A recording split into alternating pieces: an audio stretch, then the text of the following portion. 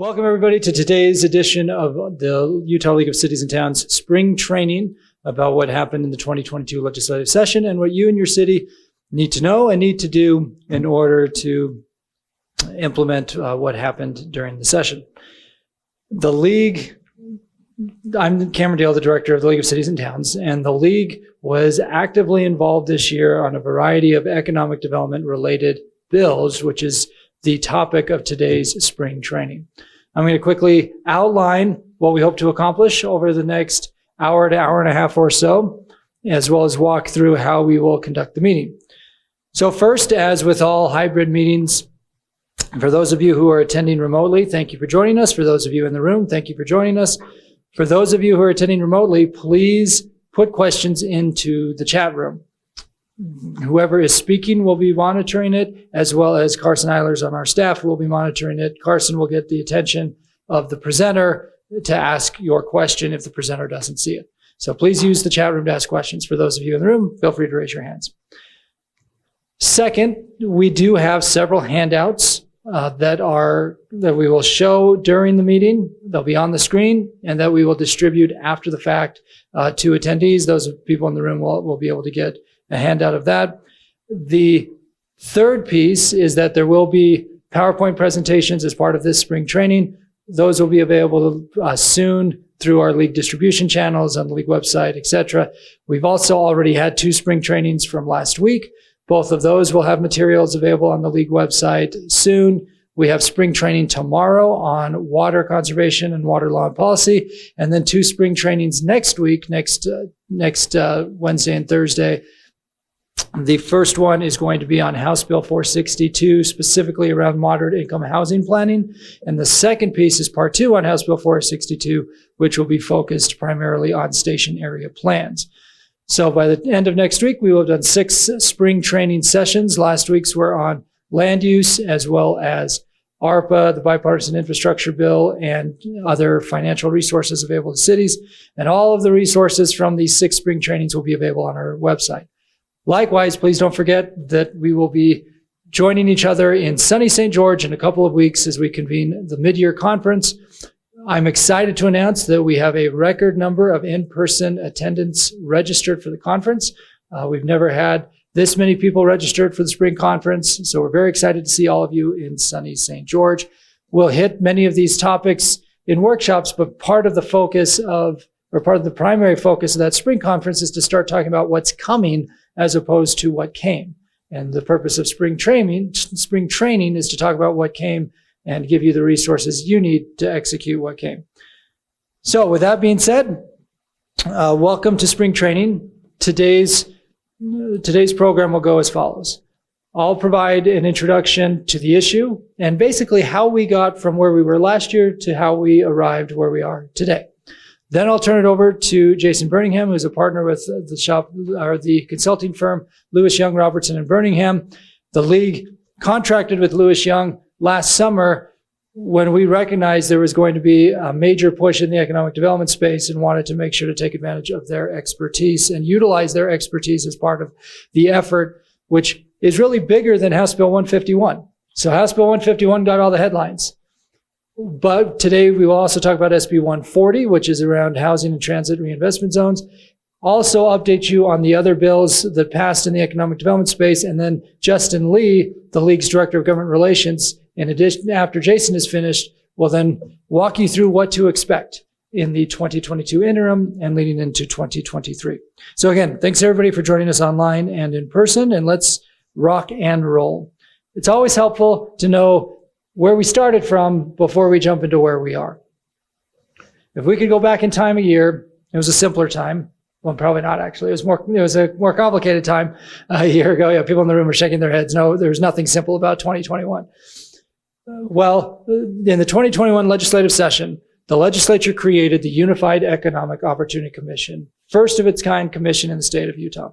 The Unified Economic Opportunity Commission brought together the governor, state agencies, the legislative leadership, and other stakeholders, including the League of Cities and Towns, to try to have a unified response to the different challenges around growth that we are facing in the state. They had their first meeting at the end of June, And in that meeting, they created several different subgroups, and the subgroups started meeting later in the summer. We knew that cities were going to be the focus of some of these subgroups, but after that initial meeting, we weren't sure exactly what the focus was going to be. That became abundantly clear when the first subgroup met in late July, and a member of House leadership who was chairing that subgroup, Representative Mike Schultz, who later became the bill sponsor of House Bill 151, said the focus of the Unified Economic Opportunity Commission is to change the 50-50 sales tax distribution for cities on local option sales tax. The focus is to change local zoning to facilitate more housing. And then he turned to me and said, we know the league won't like this, but this is what we have to do. So those were the opening remarks in our subgroup meeting. I, needless to say, pushed back and asked him to articulate the exact problem that he was trying to solve. And the people in this meeting were the executive directors of UDOT and the Governor's Office of Economic Opportunity. We had other legislators and others, and that's, again, how things started. So we had this back and forth for a good hour, and then Representative Schultz agreed to, in our next meeting, wanted the League of Cities and Towns to bring back analysis about the 50-50 sales tax distribution formula and how local governments share the local option sales tax, and bring back an analysis about what that means when it comes to planning for growth, planning for housing, chasing of retail in his mind, and other pieces. So over the subsequent few weeks, we as League staff, with feedback from multiple cities around the state, put together an analysis of the trends of the 50-50 formula, particularly around online sales. We overlaid it, testing the hypothesis of if you change the 50-50 formula, would that result in more housing units and more affordable housing units? And we overlaid that with what we were seeing around the state, particularly with cities that have a higher percentage of point of sale. And we took that analysis back to the Unified Economic Opportunity Commission. By the time I finished that presentation, we had successfully demonstrated that changing the 50-50 formula would actually not have the outcomes that they were seeking, that it would actually negatively impact a lot of cities that were planning for a variety of housing types, and that the shifts in online sales, particularly the fact that the point of sale component is the point of sale component for an online purchase is someone's home or the location where it is delivered, that is naturally changing the 50-50 distribution across the state from small towns to big cities.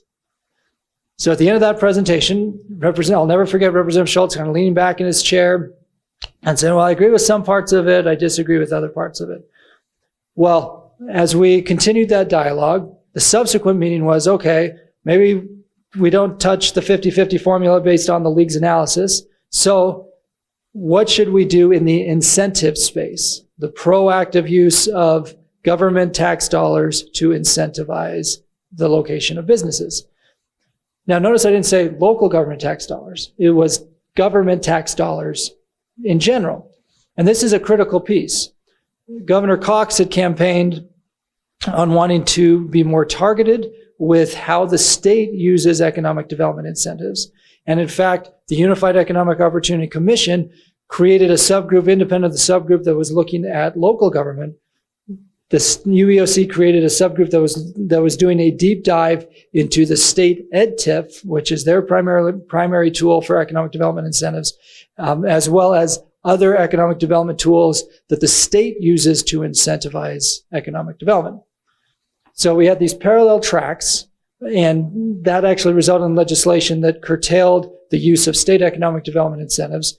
And later in the presentation, we'll talk a little more specifically about what that looks like and how the state really has made a major shift from just last year to this year and going forward of how they're using state tax dollars to incentivize economic development. Well, within our local government group, we spent the next few months educating, first of all, about how local governments use tax incentives to promote economic development, and engaging in a robust, is that the right word, Justin? Jason, is that the right word? Jason and Justin were involved in many of those conversations. a robust dialogue with House leaders, Senate leaders, the governor's office, private sector, and others about the appropriate use of local tax incentives to promote economic development, specifically around retail development. As this back and forth continued, the League Board of Directors, which consists of mayors and council members from across the state, actually met with the leaders of the UEOC. In fact, we dedicated over an hour at one board meeting for UEOC staffers to come meet with the League Board. South Jordan Mayor and League President Don Ramsey is the League's official rep on the UEOC. She was consistent throughout the year, raising concerns in the UEOC. And in fact, in January, she cast the lone no vote in the UEOC against the original proposal, which really would have put severe handcuffs on the ability of local governments to use incentives. So every other member of the UEOC voted yes to proceed. House leadership, Senate leadership, governor's office, the governor himself, governor's office, agency heads, etc., all voted yes. Mayor Ramsey voted no and said, here's why the league still has concerns. So we kept going back and forth on the legislation that eventually became House Bill 151. It's important to realize that in August, the first incentive concept that came out was just a flat out ban, no retail incentives. So in other words, cities, counties, any local governments, the state of Utah could not incentivize retail, period, end of story. And then it was, okay, maybe you can do it in low income areas. Okay, maybe there's some other very narrow exceptions.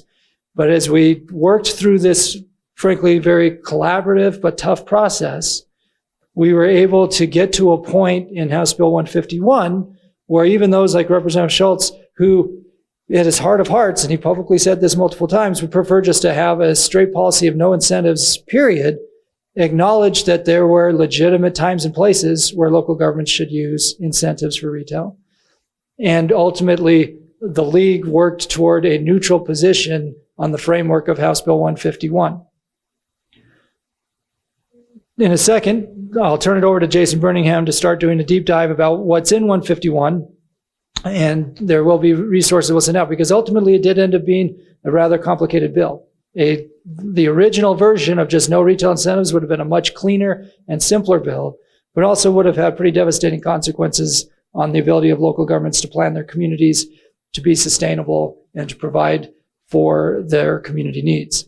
We're cautiously optimistic that we found the right balance in House Bill 151 of being able to meet all of those different needs. And when Justin Lee gets up in a bit to talk about the UEOC for this coming year, we're also cautiously optimistic that we won't be revisiting this topic for at least a period of time, because the UEOC had their first meeting just last week. So I'm going to stop there and quickly check the chat box. There's some conversation here about note taking, which is interesting, but not applicable to me. So if there are no questions about the background, I think everybody, Jason, is just really excited about the nuts and bolts. So I'll turn it over to Jason to start walking through the nuts and bolts. Then I'll come back to share our updated flow chart that Carson Eilers and our team has put together. Then we'll talk about SB 140 and the other bills that came through the UEOC and what the UEOC has on the docket for this year. Jason, take it away. Oh, it will be. It will be. Yep.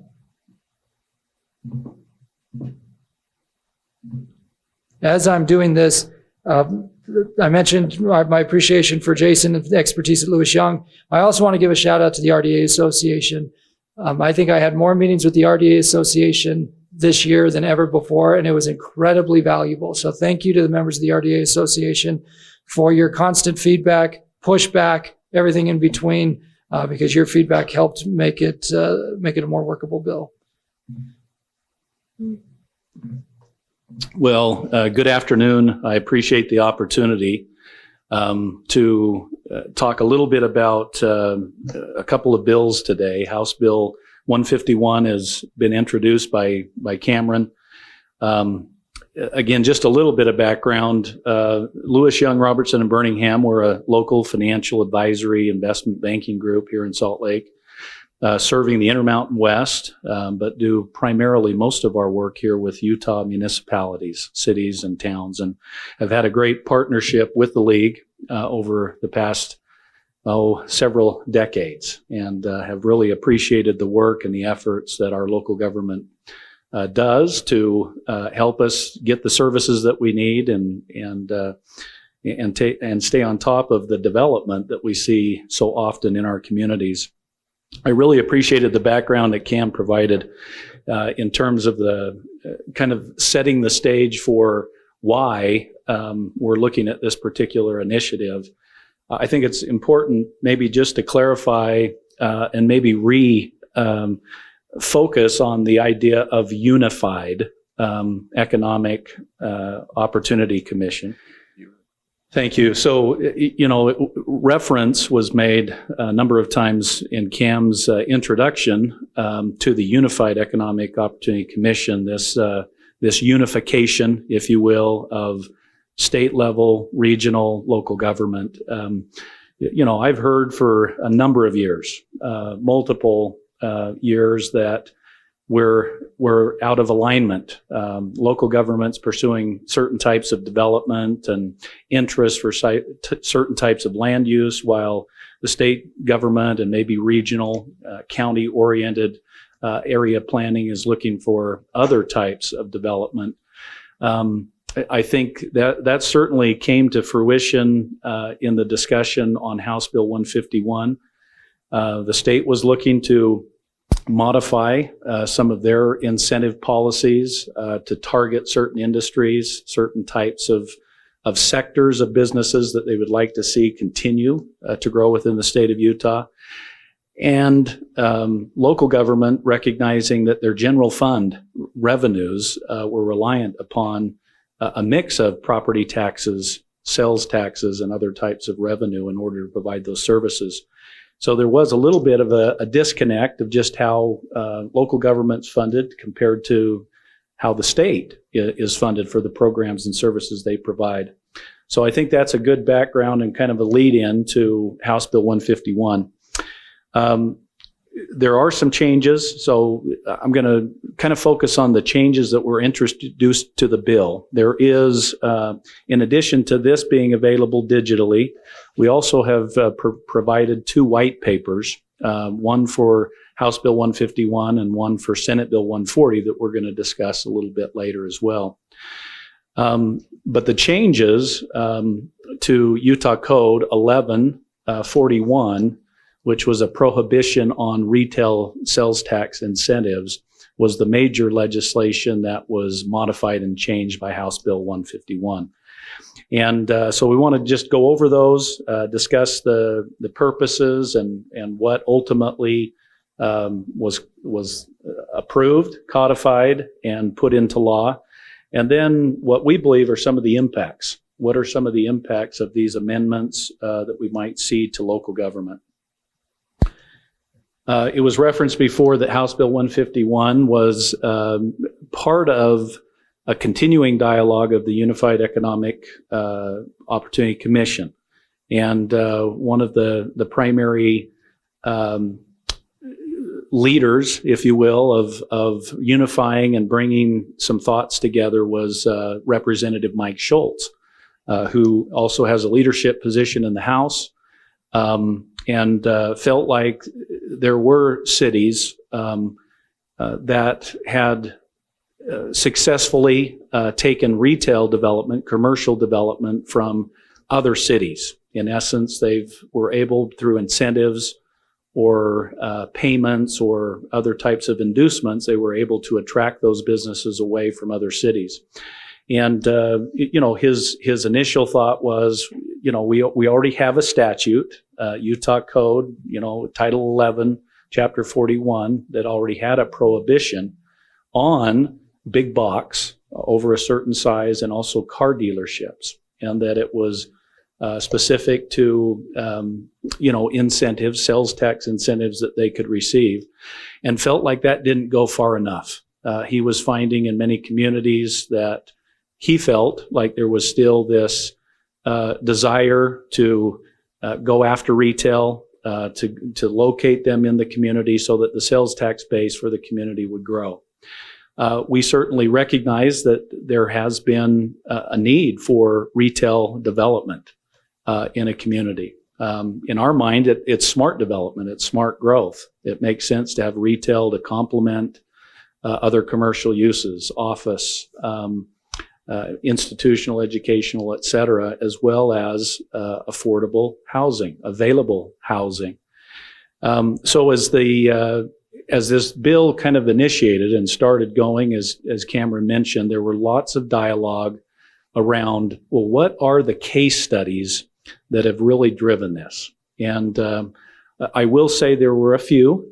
Most of it, however, was anecdotal, of, sharing a particular example where this could happen, or this is, we've seen this as a possibility that this could have taken place. And really, as we've been involved, we're an economic development group that has done RDAs and CRAs and all types of tax increment financing across the Intermountain West. And, we have seen retail incentives directly to retailers, but it's certainly the exception, not the rule. We would see far more public infrastructure purposes for what tax increment is used, even though it does support the various land uses. So it kind of started, if you will, this discussion kind of on an interesting tone, because, a lot of us were feeling, well, we really can't see the problem. We're not seeing the issues that you're suggesting, although there were a couple of examples that we said, yeah, I could see how that would be probably not in the best interest even of local government. So there was this kind of continued process of let's try to meet in the middle. Let's try to get on the same page where we can agree on some things, and then trying to selectively, I guess, mitigate some of what we felt would be unintended consequences.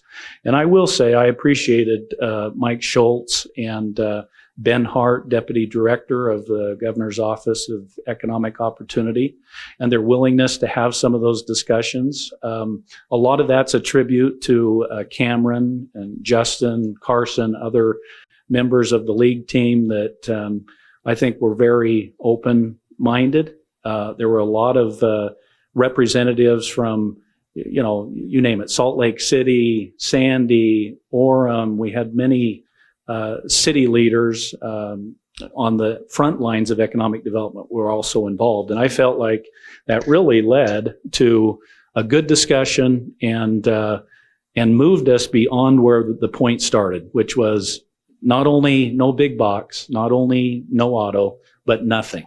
No retail. Doesn't matter the size, doesn't matter the shape.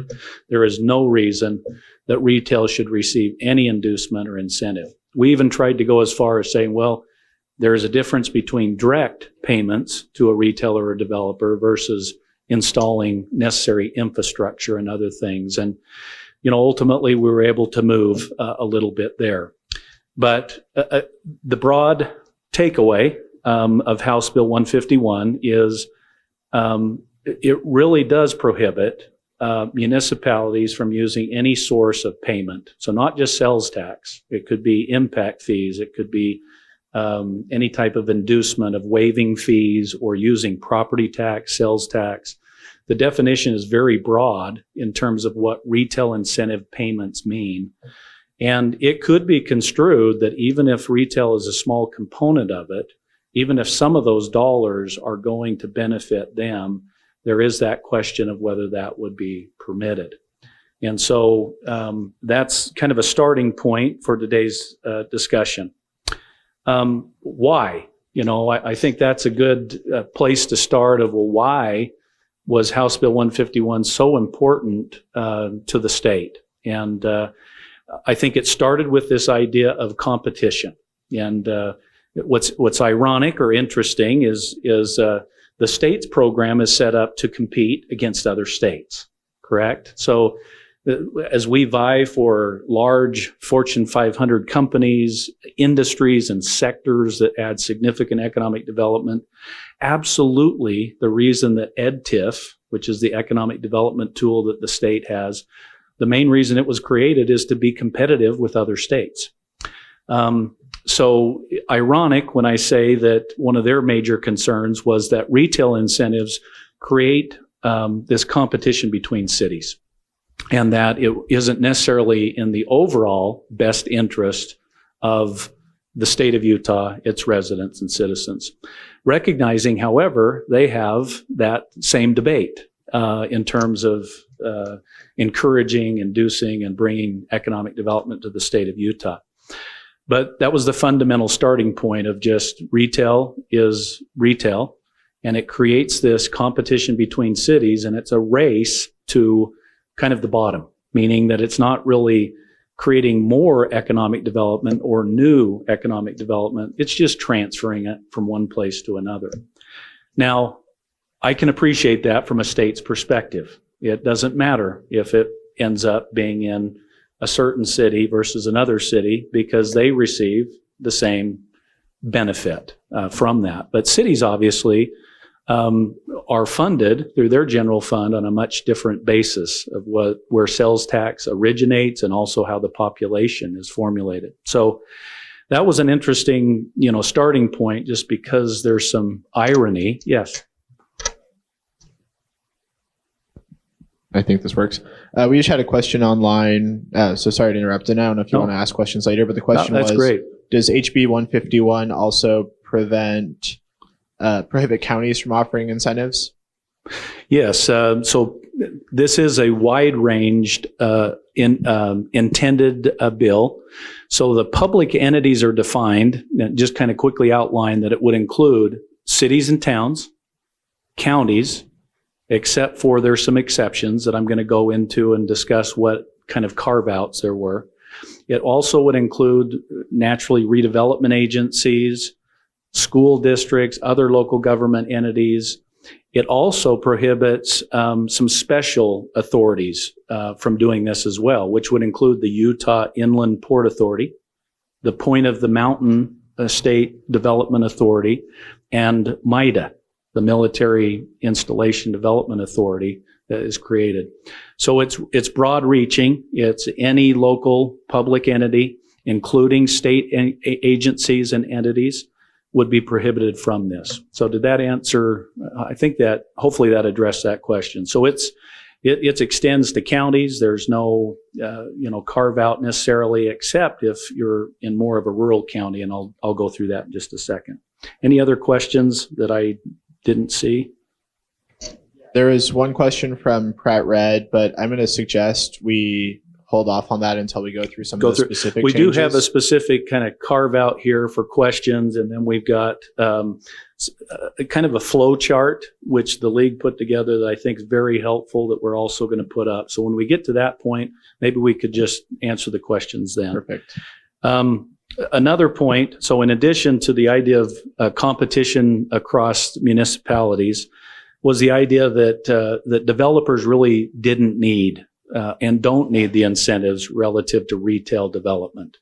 That they're really the winners in all of this, that they know geographically what makes sense, they know where the market is, and that allowing them to kind of pit a city against each other really just inures benefit to them. It increases their profitability, their bottom line. And so really those are the winners, while all cities are the losers. So that was another premise that went into the discussion of House Bill 151. The last one I mentioned here is kind of a combination, but we did see it significantly where, the competition, the inducement, incentives also was driving up real estate prices and creating more of this winner-loser kind of situation for not only development and developers, but also cities and local jurisdictions. So as we mentioned, there are some exceptions to eliminating these retail incentives. And I will say unintended consequences are almost always associated with every draft legislation, every piece of legislation that gets imposed. We don't know all of the unintended consequences right now, but we tried to address some of those. So the next areas that I just wanted to focus on were some of the allowable uses for retail incentives. So in essence, House Bill 151 says, without question, you can't do anything. You can't do any retail incentives. And then it says, but if these certain circumstances exist, we'll allow it. It's allowable. So one of those was in a more of an area, a census tract area that had median income levels that were lower 70% of the state average. And the idea is that you could use a retail incentive if the retailer was completely encompassed within this census tract. So that was one exception. So they're whether that's in a urban setting, rural setting, whatever it is, it would be allowed if that census tract analysis could be met. I mentioned this before, counties primarily are prohibited just like cities, but 4th, 5th, 6th class counties may participate. And that would include the municipalities that are within those 4th, 5th, and 6th class counties. So, an example that I've worked on just recently is down in Kane County for a Zion's hotel lodge at the entrance of East Zion's Park on the east side of the park. And they're in a county that fits within this criteria and would still be able to use sales tax as an incentive to do certain things that they're trying to accomplish there. And we think the Utah Redevelopment Association was very helpful, I think, with this as well, noting that a one size, I'm going to miss the term of one size misfits all, but there was not good logic to say, well, you should prohibit all retail sales tax no matter where, because certain areas that are more suburban, more rural in nature, they still are trying to build a tax base. They're still trying to build that fundamental commercial tax base that's so critical to communities. And so allowing for those smaller rural communities to still participate this way was what I believe was a needed element of this and was supported by multiple groups. As you're aware, and Cam did a good job at kind of pointing this out at the first, one of the other initiatives, in addition to aligning economic priorities and vision, was we have a shortage of housing.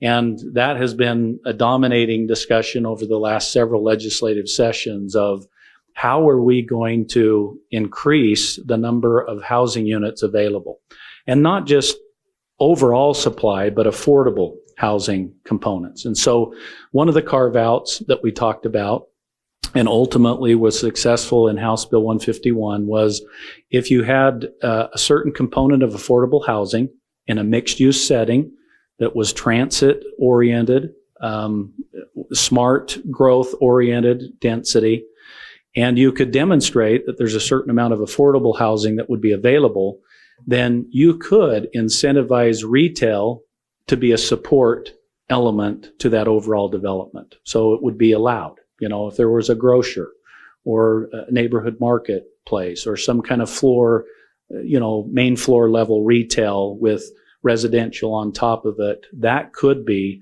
part of this, including maybe even parking, where you might have to have structured parking that allows for that concentration or density of development to occur. And so there were certain guidelines that said, okay, if it's an affordable housing project along with mixed use of commercial, office, retail, you have a certain concentration of affordable housing, that would also be permitted. And then this last one is this idea of small business and nonprofit exceptions. I think more to the small business. We have several cities, communities within the state that are very active with local retailers, wanting to retain the identity of those local shops, providing them opportunities to expand in some cases, to improve the facades of their development on the outside, and just providing meaningful opportunity to do that. We were able to encourage the sponsor to consider those programs and to allow for those programs to continue to move forward, like the Utah Main Street program, some of these other things that would encourage kind of that local flavor of small business. Now, there was a debate, if you will, question of, well, what does small business mean? It ultimately got defined in terms of number of employees. One could argue that small business could be much larger than what it got defined in here. Some could also debate that maybe it's too large, but there is a carve out if the program you're using tax increment for is supporting the small business and certainly nonprofit. There's a number of entities that we can think of probably when you think of theaters, Health Center Theater. There's some other nonprofits, Hogle Zoo, that enjoy the benefit of retail dollars that are infused or participated back to them in order to create that opportunity. So that was another exception.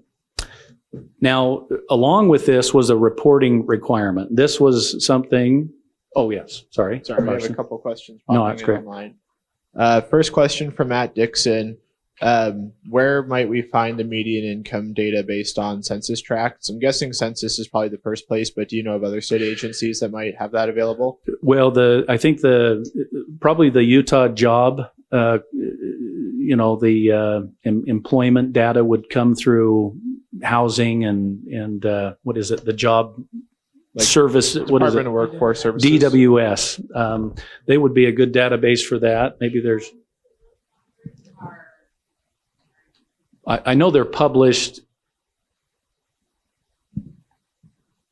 Hi, sorry, this is Angela Price from Salt Lake City. So the bill actually, when one of the amendments that we got was taking out the state wages and we got it to a county level. So you would want to pull your HUD, housing and urban development data for your city, and those are, for your county. So they don't trickle down to a city level, but they go to a county level. And one of the issues that I think we're going to have, and I know this because I pulled my data yesterday for the chamber presentation this morning, is that HUD doesn't pull that 70% threshold. They do a 30, 50, and an 80. And so, and that was one of the things that we, kind of kept bringing up, but there was just sort of this optic issue with the 70 and 80% threshold. And so, I'm not entirely sure how we are going to tackle that from a adjustment of that data perspective, but it is at a county level. And so, those cities that if you do community development block grant or home programs, you should have that information. Right. Yeah. Excellent. We'll continue to work on that and see if we can find a good data source, because that's a great point. Yeah, I was going to just note, we've noticed the same issue in particular of what HUD publishes and what their kind of benchmark metrics are, and that the 70% really isn't tracked. It's not currently it's not a trackable data metric. And so we are going to have to be faced with a challenge of taking maybe what we get from 80% and 50% and extrapolating somehow to come to a conclusion of what that 70% means. But I think the federal guidelines are the guidelines, HUD guidelines that this was directed to. Does that help, Matt? I don't see another response, but Okay. yeah, we'll keep working on that. And then there's a few more questions popping in from Randy Sant. If the project is just a housing project and there's no retail proposed and no affordable housing, can we still offer an incentive to that development? Well, if there's I maybe missed the question. Just one more time. No retail? No retail, just market rate housing. Just market rate housing. I think that that by definition would be the idea of increasing overall housing supply. I'm not sure that many cities probably would value just the increase of tax base relative to residential property in and of itself, just because of if it's primary residential, maybe there's an argument for secondary homes that are taxed at 100% of their market value. But as we have concluded, really looking at general funds across the state, residential simply in and of itself probably doesn't provide enough income to offset the provision for services that it has to provide. So I would think, yes, cities could do it, but I'm not sure of the overall economic motivation, to do that unless it was supporting some other ancillary development that was around it that may not have been integrated per se into it, but was benefiting because these rooftops were going in. Gotcha. And then one last one, and we'll let you move on. From Ashley Ogden, for the affordable housing exception, can the new retailer complement existing mixed-use TOD, or does it need to be part of a new development, a new proposed affordable housing? Yeah, I think the debate is, this was a debate of, do we allow for existing either rooftops one way, looking at the reverse way, do we allow a certain number of existing rooftops to complement the mixed use that's going in or the retail use that's going in? And it really came down to that they felt like, no, it needed to be a project specific development that, either existing residential or retail probably shouldn't be aggregated in order to come up with your quota, so to speak, so that it is a defined geographic area or a defined project specific, and that would be a new project related to that. Yeah. Thank you. Okay. I think we're, just about that. Let me just finish this last thing and then we'll have Carson come up. So what are some of the impacts that we believe will be created by this? First of all, this idea of no more city shopping, I think is relevant. I think we'll see less retail development that will be co-located in mixed-use projects unless they can meet the exceptions that we noted. And I think we'll see a curb on retail development. Now, with that said, the overall general funds of the city are very reliant on sales tax. So a component of how you fund your services and how you provide those services and how it's funded are critical to sales tax. So I would think that we'd still see retail development go forward. I'd be surprised. I know of several cases where I know retail won't happen in those particular areas because of other barriers, not just because, well, there's adequate rooftops, there's good economics, but there are huge barriers, whether that's parking oriented issues, whether it's site development, whether it's cost of recharging or redeveloping a site, those will be there. But for the most part, I think we'll see that go away. I do think to a certain extent, there might be an opportunity for more overall housing. In terms of more affordable housing, I think it will be a product of meeting this mixed use definition of at least 10% of the units have to qualify for that. And I think we'll find that there's going to be subsidy that's going to be required of that. So these tools that we're trying to maintain in terms of sales tax incentives using CRA tax increment will still be really critical to make the housing affordable. I think there'll be more overall supply because there's a motivation by development to go dense. But I think in terms of the affordable piece of it, I think we're still talking about government subsidized solutions and not market-driven solutions. I think we could see more potential focus on brownfield development as well, where there might make some sense. And maybe outside of brownfield is true redevelopment areas that have kind of reached their maturation in terms of economics that need to be redeployed and redeveloped, where a mixed-use development makes a lot of sense. I could see a lot of that happening, not just around our commuter rail light rail, bus rapid, which we're going to get into in Senate Bill 140. But I think even in other urban cores where we have good transportation connectivity, I could see a lot more redevelopment projects coming up. With that, I think we have got some questions. Let's see. Okay. So, yeah, there are quite a few. So before we do that, let me walk through the flow chart and see if that answers some of the questions. So then we as league staff, Carson Eiler's on our team and the rest of us here at league staff, asked ourselves the question, if we were an economic development director, how would we want to make sure that we know what we can and can't do? So Carson, I'm looking for the flow chart. Okay, can you just share your screen and pull it up? That'll be great. And I've got my copy here. So we broke down I can see it. So can you see it on yours? Perfect. So what we did is we started asking ourselves, yes, no questions. Can we do this? Can we not do this based on the bill? And we actually built this a few months ago. So as the deliberation was going back and forth, we could keep track of what you could and couldn't use retail incentives for. So we broke the types of exceptions into recipient-based exceptions and purpose-based exceptions. The recipient ones are outlined in blue. The purpose ones are outlined in orange. So if you can see it on the screen, I'll let Carson pull it up for those who are in the room. No, he's sharing the screen. Yep. Okay. So hopefully those of you online can see the flow chart that I'm about to walk through. If you can't, say so in the chat. So Amber, we'll be sharing the link to the flow chart after the meeting.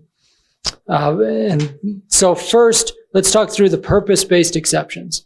So the purpose for which Cameron City is providing an incentive, you're doing it for public infrastructure or structured parking. So Jason mentioned that before.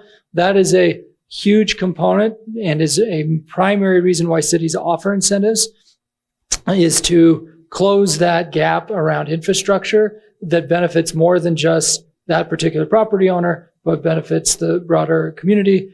Ditto is structured parking. So those are acceptable purpose-based exceptions to the prohibition on using retail incentives. Likewise, the demolition of an existing facility. So when Jason was talking about brownfield and redevelopment, the demolition of an existing facility is specifically called out as an acceptable use of incentives. Third in the purpose-based exception would be that Main Street piece. Fourth would be environmental mitigation or sanitation needs. And then the fifth, sixth, and seventh in this category are the types of programs that really came to the forefront during the peak of the pandemic, when Congress, for example, passed the Paycheck Protection Program, PPP. State of Utah had a sister program. Many local governments had other brother programs of PPP and helping local businesses. We didn't want the retail incentive prohibition to undermine the ability to offer those types of programs, whether they be for emergency assistance or for environmental reasons such as water conservation or energy efficiency, or even for public safety. So those are your purpose-based exceptions. Now, to set those aside for a second, there's also what we refer to as the recipient-based exceptions. So the developer or the retailer who is receiving the exception, is that recipient located within that low-income census tract? If so, then it's permissible. Is it part of the mixed-use development? And Jason referenced the 10% piece. So it's really a twofold test. Is there a certain number of housing units based on the square footage of retail? It has to be one housing unit for every 1,250 square feet of retail. And then 10% of those have to meet your moderate income housing plan requirements. And then there's a catch-all provision that we were successful at adding to the bill in the closing hours of the session. And that was to say, up to a certain size, Cameron City or Jason City could provide an incentive to a retail facility on the gross floor sales area of 20,000 square feet or less. This was really targeted around neighborhood development. So you see this a lot where communities will say, we're trying to incentivize redevelopment of a neighborhood level development. So it's not a big box, but it's like a corner store that adds some vitality to a neighborhood, but we need to kind of help get it started. You also see this a lot with adaptive reuse of buildings, say in an old warehouse district. And so being able to have that catch-all provision was a big deal. Likewise, the rural Utah exception, the small business exception, arts or cultural nonprofit exception, and then for a certain type of ski resort. So those are your recipient-based exceptions. And then there are certain recipient-based exceptions that trigger your annual reporting requirements. One key component of this annual reporting requirement that's critical to note, when we started these negotiations months ago, there was an effort to actually create a private cause of action so that anybody could sue Cameron City to enforce the bill. And that was a complete non-starter for us, a line in the sand issue of opening up that sort of door to litigation. Instead, where we settled on ensuring that there was compliance, but also that there was help in enforcing the new law, was that some of these requirements thus require an annual report to the Governor's Office of Economic Opportunity, essentially make sure that they are consistent with state law. But for the next couple of years, there's essentially a statutory safe harbor. So if Cameron City reports that we did this incentive, the Governor's Office of Economic Opportunity says, actually, we don't think, we don't think that meets the standard for the law. There's ability to work together to figure out who's right before any sort of enforcement action is triggered. Come 2024, once that sort of back and forth process plays out, the governor's office would share those reports with the state auditor's office. But between now and 2024, it's a safe harbor as we work through what this new law looks like. The other critical piece is the implementation date. So July 1 is when this bill goes into effect. Most bills go into effect in May. This one is July 1, and it applies to agreements that are in place or that you have initiated in advance of July 1. So if you're working on an RDA, for example, that is 100% retail and doesn't fit any of the exceptions, if you've initiated that RDA prior to July 1, it would still fit under the current framework rather than the new House Bill 151 framework. All right, Jason, let's see what questions we didn't answer between your presentation and ours. So Pratt Red, that's a blending city question. Because blending cities in San Juan County, House Bill 151 doesn't apply, right? Yep. John Hiskey, the use of ARPA funding. I guess the answer there depends on what you're using the ARPA funding for. I think to John's, maybe to John's question, I think any resource that a local government, a city or public entity uses to incent, induce, or invite retail could be interpreted to be prohibited, I think, against this. I think this is one of those potentially unintended consequences of, if ARPA dollars are targeted for certain re-enhancement or increase in a community or a local government, and it does include development that also has some retail, it could be debated, if you will, with the Governor's Office of Economic Opportunity, and we'd have to see where that dialogue would go. But I do know that the intent was that they wanted it broader. They wanted the idea of not just sales tax incentives, but property tax, franchise taxes, fee waivers, impact fees, really any type of monetary consideration to a retail would be prohibited. So one could potentially infer from that would also include any pass-through monies that might come from other government. Yep, exactly. As I look through the rest of these, Jason, there are a couple of questions about HTRZs that have been answered herein about how they overlap together. So when we pivot to HTRZs, you can bring that piece up. We got to Ashley Ogden's. Dan England asked, how do you have an affordable housing project if the house will sell at market price? Is the only way to reduce the price, flood the market with too many homes? So that's part of the trickiness of the whole housing dilemma and the fact that market forces are really beyond anything a city can control. Meg Ryan on our staff referenced, deed restrictions being one of the tools. The other thing, this is House Bill 303, which we trained on last week, was around how to develop an inclusionary zoning concept that is incentive-based, but what would help get the outcome of lower income units targeted to those who make lower incomes within the development. So what these tools are trying to do as they fit together is say to the development community, if you as a developer want access to these retail incentives, you need to be willing to work toward that 10% piece. Here's the incentive can help you get toward the 10% piece.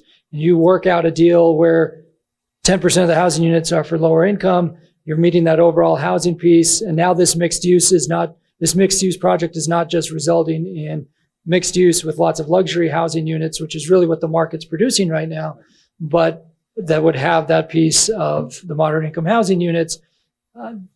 Hopefully, that's how it's designed on paper.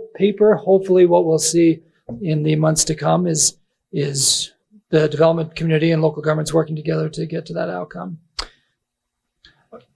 Go ahead. Yeah, I was just going to say, I think there is a motivation to align some of the other tools that go along with this prohibition.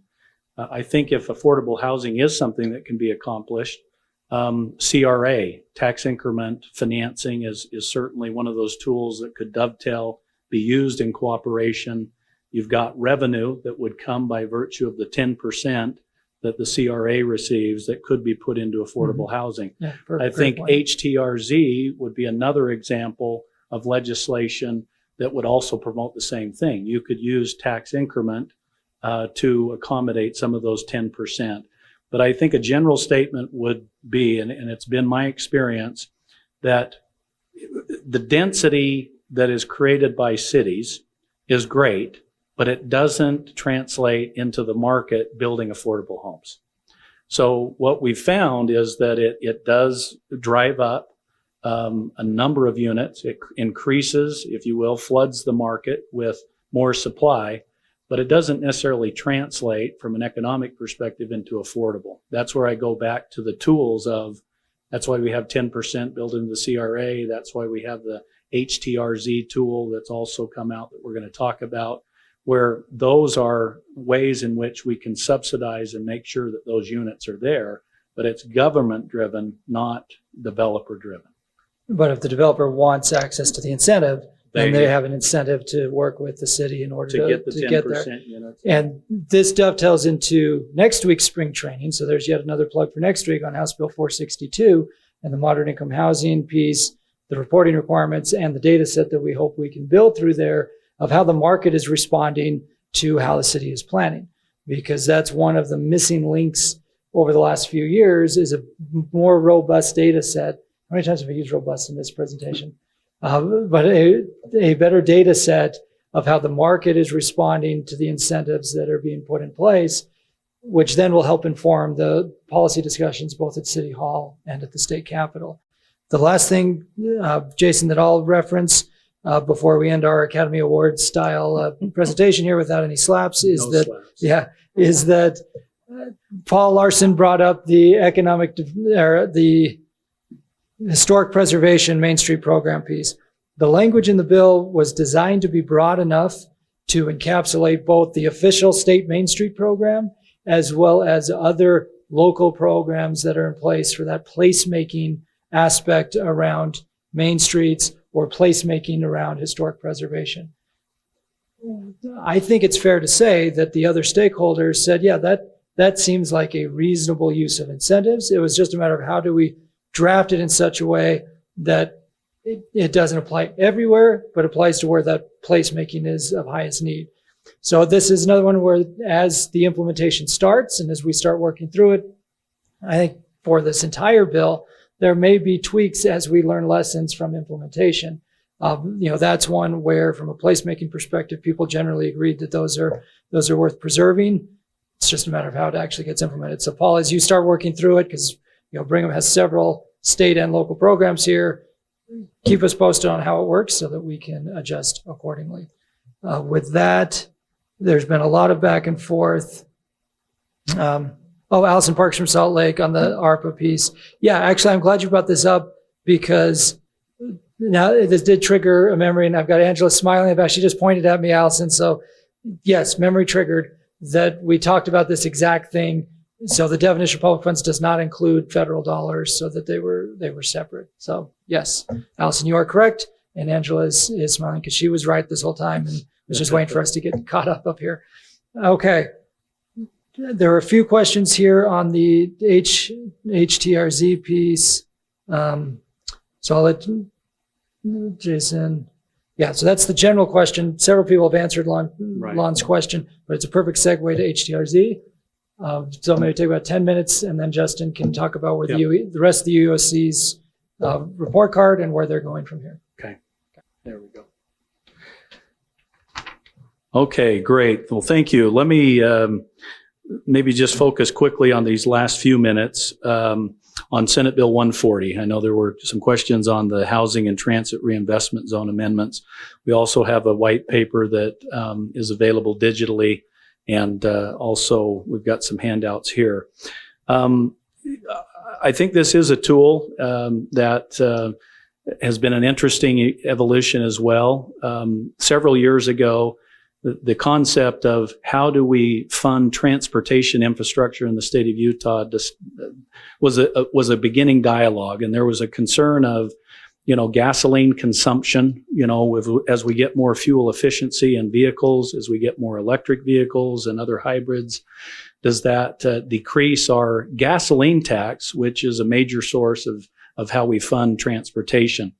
And so initially it started with the idea of a transportation reinvestment zone and a TRZ. And that legislation was really not much different than a true local CRA. It was the same stakeholders. It was driven by a local planning organization like the city, counties, school districts, and other taxing entities were part of that.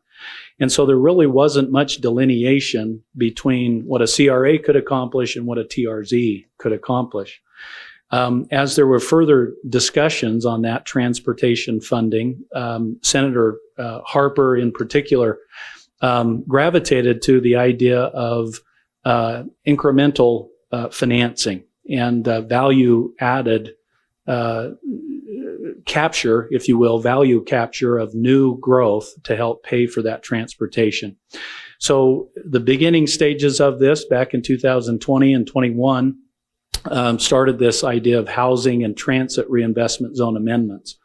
As you know, initially it was centered just around the commuter rail stops, the track front runner stations, and there's limited number of those. And so the first permitted use of this tax increment tool was just to approach those 6, 7, 8, 9, maybe 10 stations that existed along that tracks corridor.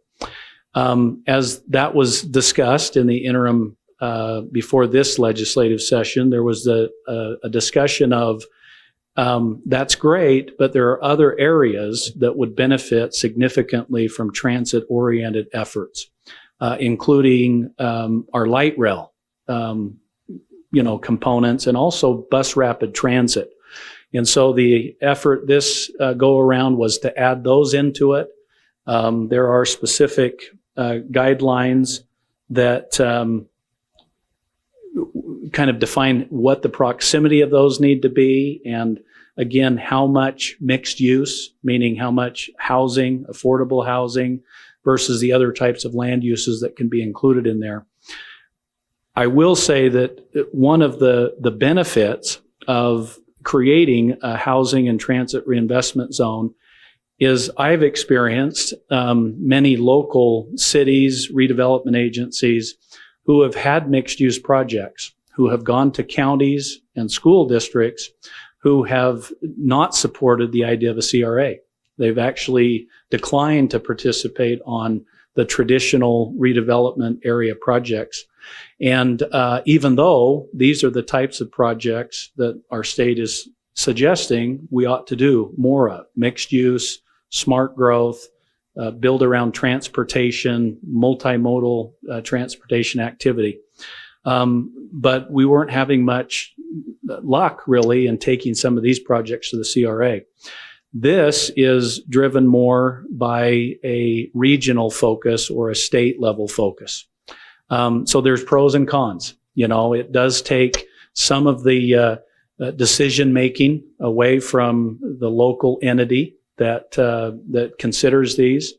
It's created, I think it's an 11 member committee, almost like a tax entity committee that we used to have, those tech committees for tax increment financing. It creates 11 member committee that then considers an application to create an HTRZ. So the primary objectives are, you know, to create good transportation, to reduce vehicular traffic, to lessen emissions, and increase more pedestrian-oriented, bike-oriented types of transportation. As I mentioned before, it added the tracks and the bus rapid transit. There is certain changes in the type of HTRZ, if you will, in terms of what the dwelling unit density is. And the white paper kind of discovers each of those characteristics. But, you know, the more towards a commuter rail, the more idea of higher density. As you go to a light rail and BRT, the idea that the density still fairly dense, but less dense than it would be otherwise. The new board, and that's the last bullet point here I just wanted to quickly talk about, consists of a number of appointees, but it's heavily weighted for state-driven, I guess a state-driven project. You've got a representative appointed from the President of the Senate, the same from the House of Representatives. You've got a state treasurer, an appointee from the State Tax Commission, and then you do have local representation, the city, the county, the local school district, and then one member of the appointed by the largest other taxing entity that's not the county, city, or the school district. In any event, the 11, basically 7 of them are really state appointments, with the idea that if we want to encourage transit-oriented development, we want to increase affordable housing, we want to do smart growth planning, we're willing to allow this committee to approve up to 80% for a period of time. It's interesting in the HTRZ that they've allowed for the concept of tranches. So in some cases, you could have tax increment over 45-year period, but for any one parcel, you could only have it for 25 years. But it would allow you to phase a development, kind of master plan a development using tax increment. And so that's the review board. It is initiated by the local, let me just say one other thing, it is initiated by the local government through an application that goes to the Governor's Office of Economic Opportunity. Once they vet it, then they create, maybe before, they create a housing and transit reinvestment committee with those appointees from both the local and state, and then they vet the application. And the criteria includes many of the things that I mentioned before. Environmental good, reduced vehicular trips, focus on smarter regional planning and connectivity to transportation. And then really the but for of, does it require incentives in order to make that work?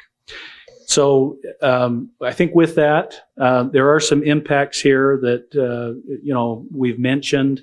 I think we've discussed, and in my mind, it's still early to determine how much more this HTRZ is going to be used, but I know of 3 areas already that are talking about it. Salt Lake, Sandy, Draper are 3 that I know have at least talked about this legislation and said there might be an applicable project or two that might come from this. So with that, maybe I'll just turn it over to Justin, unless I didn't see any. Did you see any questions, Carson? Nope. Okay. Turn it over to Justin. Thanks. All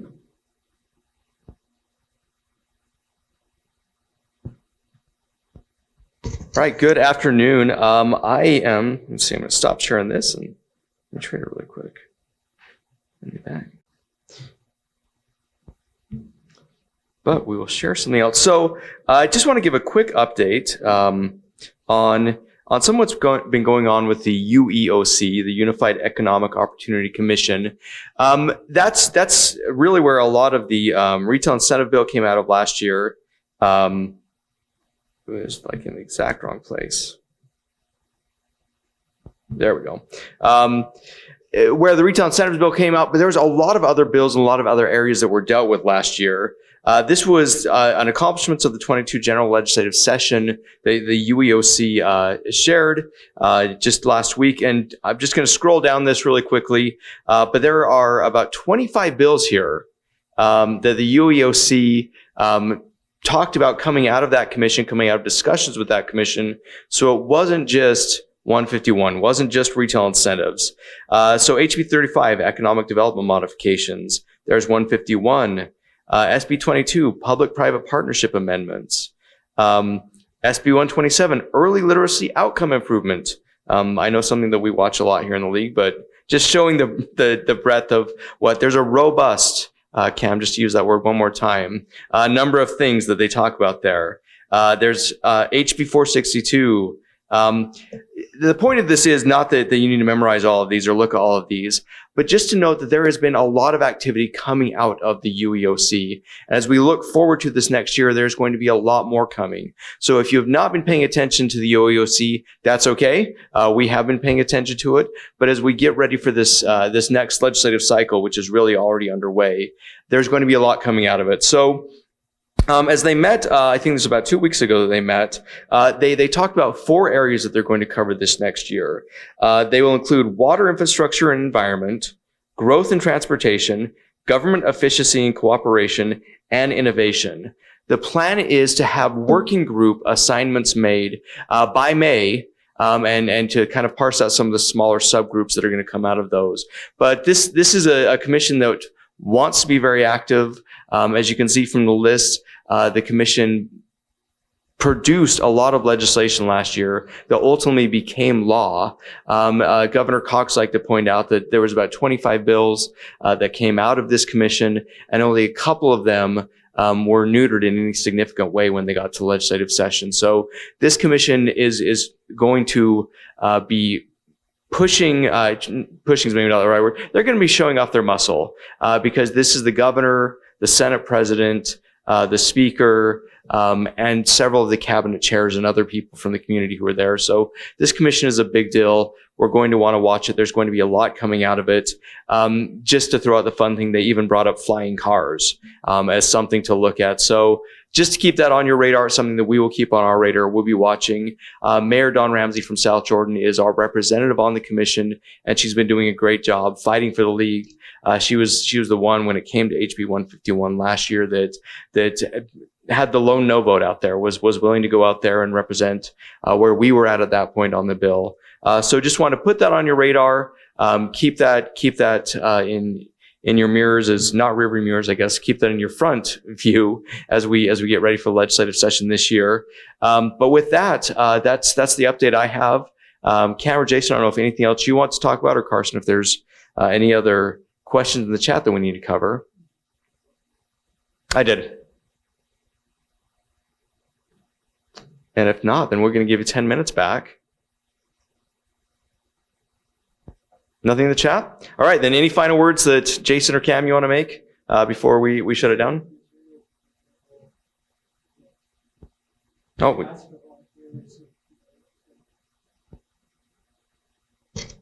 So yeah, if you're interested in volunteering in any of the subgroups, feel free to reach out to us. You've got our email addresses. We put them out there. Look for them in Friday Facts. Go to the website if you don't have them. But we will need help on subgroups and work groups.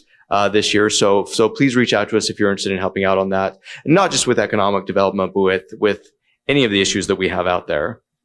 So Justin, one thing I'll add on the subgroups is last year we referenced there was the local government subgroup. So Mayor Ramsey, you and I and Jason were in all those meetings, but we also had participation from Marlon Eldred in Lehigh City, their economic development director. Mayor Lori Ney of Gunnison was involved in a different subgroup, but represented the league. Former Heber Mayor Colleen Potter represented the league on another subgroup. So as the UEOC is putting together these subgroups, we welcome that participation. And last year, the participation of Mayor Ney and others was really valuable in those efforts. Okay, perfect. Thank you. And that was kind of Cam, voice of God, since he's not up here on the camera right now. He wanted to stay in the seats. And Carson just put in the chat, the training materials will be available. We'll be posting those online and sharing those out there. So if you didn't get them, and if you didn't take screen grabs of all of them, we will be sharing those out there. Don't despair that you won't have those. With that, I think we'll call the meeting. So thank you all for attending. And just a reminder, tomorrow we will have a training on water, about water conservation. And then next week, a couple more trainings. So if you haven't signed up for the trainings, please do. There's more good information to come. But thank you all for attending today.